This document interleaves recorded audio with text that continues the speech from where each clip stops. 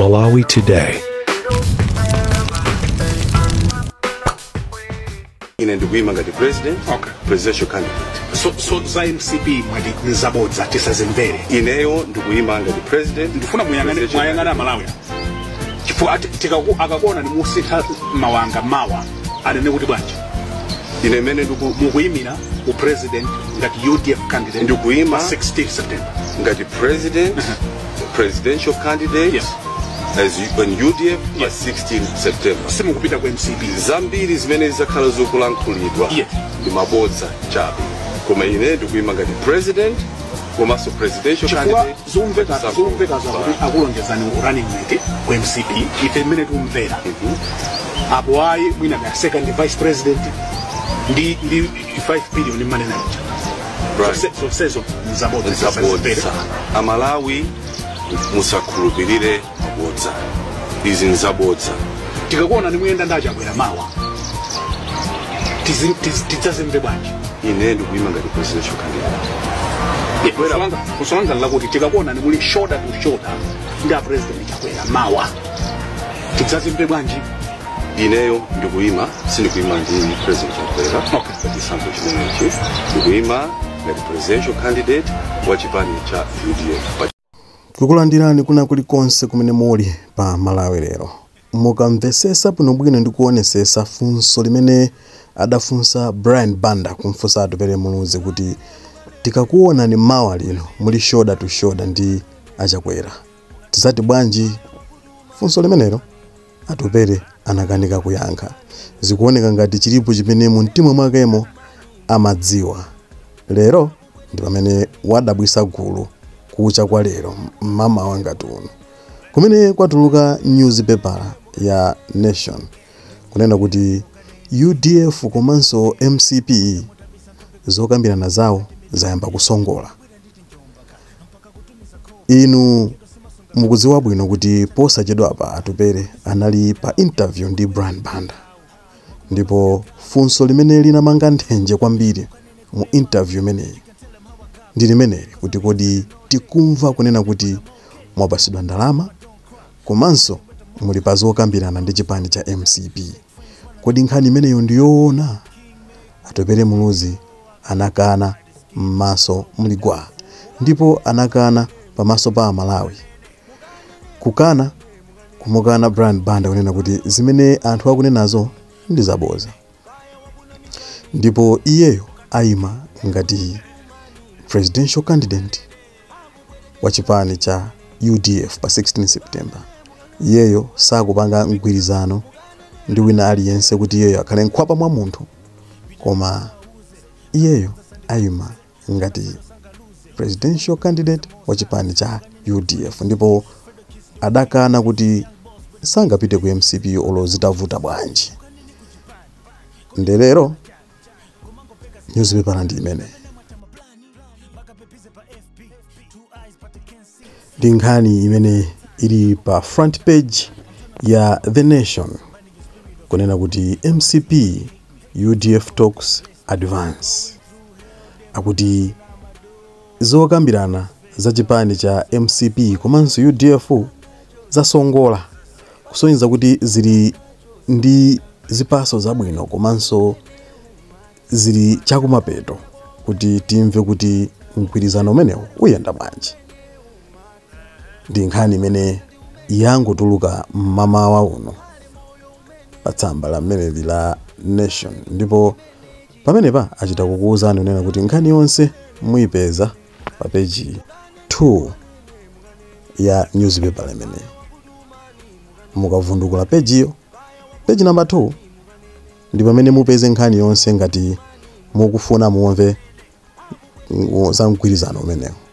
Koma chimene timafuna kuti tikuuze ndi padakali pano ndi chimenecho kuti zokambirana zijatu iyayi ndithu sikusongola, ndipo zimene ankanena atupere kumakana kunena kuti iwo sakukambirana ndi MCP zinali zabosa chabe kuti anakukana pamaso pa gulu. Koma atupere ndithu nkhani imene imayenda ija ndiyoona kuti akupita adi ku MCP ndipo akukambirana za mgwirizano wawo. anthu ambiri akamba zosiyana-siyana. Tati mtione kuti kodi makomensi wa anthu ayilandira bwanji nkhani imeneyi, chifukwa anthu sakugona ati, chifukwa kuti muone nkhani imeneyi yatipeza mbanda kucha kwambiri, koma anthu sakugona ndipo anali pamenepa kuyikira ndemanga. Tati mtiwerenge. Awoyambirira wakunena angoseka kunena kuti kungodabwa kuti kutere kuzinthu zinali zoona. Ena wakuti ndi amakana chani. Atupere is one hell of a funny guy, power hungry. Akuti Atupere ali ndi njala ya usogoleri ndipo ndi munthu osekesa kwambiri. Tati ndipitirize kuwerenga makomensi amene wakuti anthu akuti bwanji kumeneko. Atupere ndi bakha amafuna azizembazemba chani nkhanga zaona. Atije nawo masiku 83 asalawa. Timalizeni tasala pati. Anthu akukamba zosiyana-siyana. Ndipo ife tili pano kukupasirani zimene anthu ali nkukamba mmakwalalamu. Tati ntipitirire. Akuti chipwaza dyera lizamuphesa ndiye amakana chani. Akuti usawi chani ndani angalole kubwereranso mbuyo ndi kokoliko. Awa kubwereza mawu amene ananena acheya. Awa kuti chikauluka timadziwa chikamatera basi kali konse tikaona. Zambiri zikukambidwa ndithu. Tati ndipitirireni kuona makomenti a anthu osiyana. Awa ndi akuti mfanayo akufunika spiritual guidance. Chomwe akulu anachiona atakhala pansi mwana atakwera mtengo sangachione. History is the best teacher.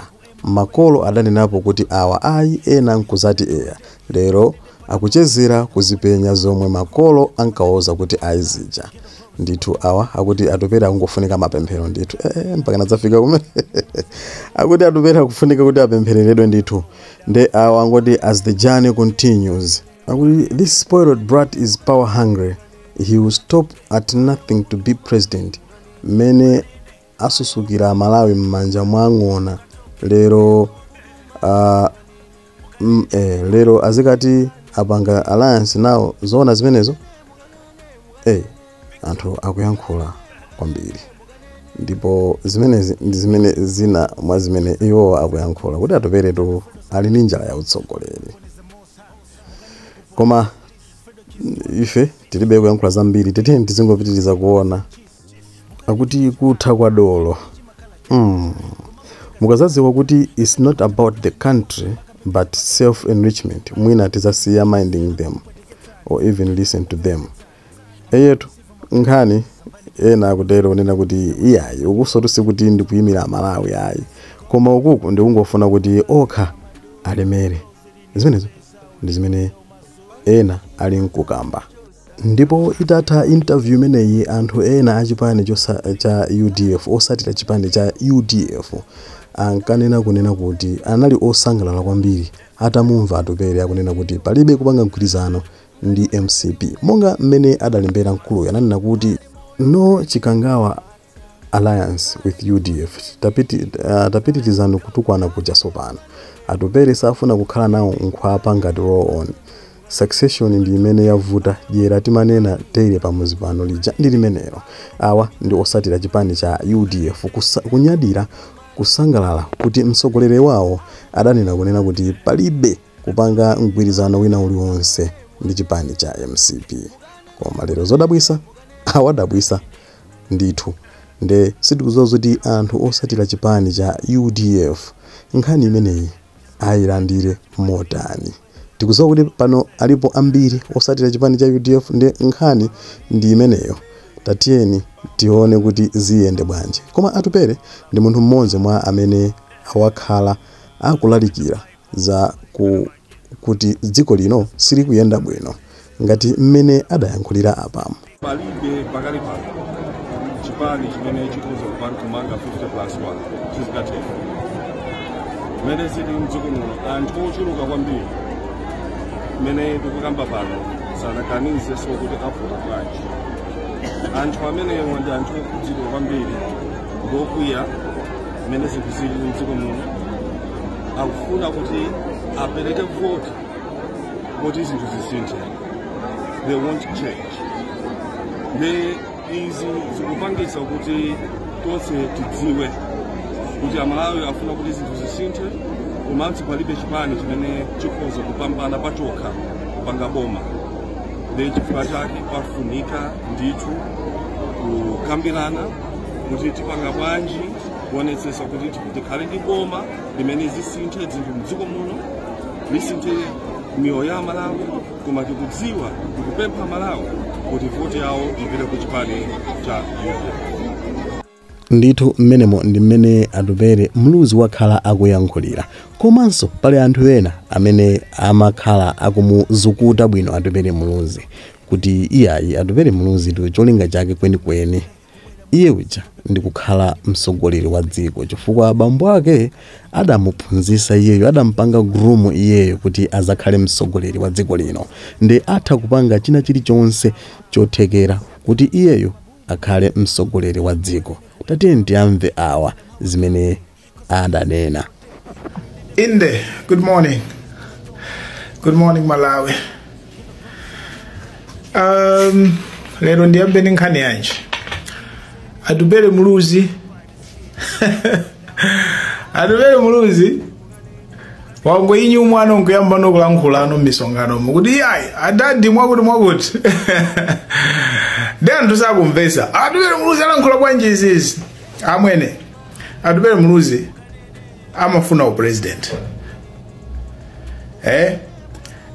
iyeyo amazifira kuti ineyo ndizakhale president kutengera amene bambo anga anandiphunzitsira.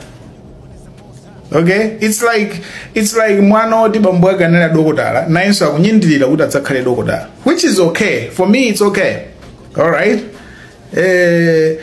Yeah, so Atupele akufuna atazakhala president, ndi akuyesesa nthawi zonse amabwera kuyesesa kupanga kampeni. Komano you can imagine it, koyambirira anthu mmati yayi ndikabebe ndi mwana zaka zikudutsa 5 zadutsa kuzabweraso zinaso 5 zinaso 5 ndi akudabwabe kuti akapita m'misonkhano anthu nkumati chaka chinochi competition ndi anthu awiri basi, APM ndi MCP. Do you know how frustrating that should be? Do you understand? Iweyo ukuyesesa wauza anthu kuti ne ndifuna ndikhale president ne ndizakutumikira neneyo. Iwe kupita ukapanga campaign anthu aja nkumakuza kuti ayi timakukonda iweyo koma ulendo no APM ndi MCP. Eventually your frustration gets the best of you, and then umangolankhula kuchilungamo ndikuyamba nokuwauza anthu aja kuti ayinu adadi akula iyayi neighbor adadi akula nangasi anthu aja zimene akukuwuzani kuti iwo kwa iwo it's either APM kapena MCP. It doesn't matter how good you are, kaoni mfundo zanji koma kwa anthuwo aja timati many people aja.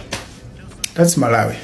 So yeah, I understand frustration. You should also understand kuti Atupele frustration yake kuchokera mpati. Mwave said ziwo mwambiri. Yeah, zimenezo ndi zimene tidakubwereserani mama wa uno.